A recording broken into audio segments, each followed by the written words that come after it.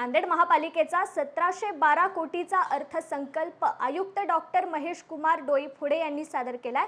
प्रशासकीय काळातील हा पहिलाच अर्थसंकल्प असून यंदाच्या अर्थसंकल्पात कुठलीच कर वाढ करण्यात आलेली नाहीये, पण आर्थिक उत्पन्न वाढवण्यासाठी मालमत्ता थकीत कर वसुली तसेच महापालिकेच्या जागेवर शॉपिंग मॉल उभारणी करणे यासह विविध उपाययोजना राबवण्याचा निर्णय महापालिकेने घेतलाय।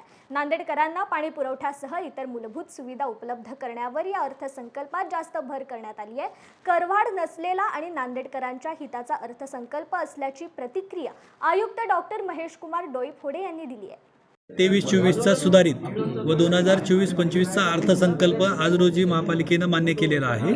त्यामध्ये 2023-24 जो आपला अर्थसंकल्प 1612 कोटी रुपयाचा होता, त्यामध्ये विविध कारणामुळे शासनाकडून अनुदान आलं नाही, टॅक्स कमी झालेले आहे, त्यामुळे कपात करावी लागलेली आहे, तर ते 1167 कोटी रुपयाचं झालेलं आहे।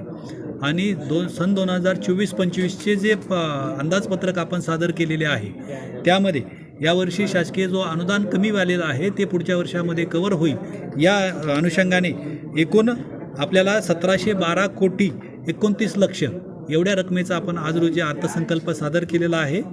त्यामध्ये आपण महापालिकेचे मालमत्ता कर, पाणीपट्टी यामध्ये कोणत्याही प्रकारची वाढ न करता आपण हे उत्पन्न अन्य बाबीतून आणि बचतीतून साध्य करायचं ठरविलेलं आहे।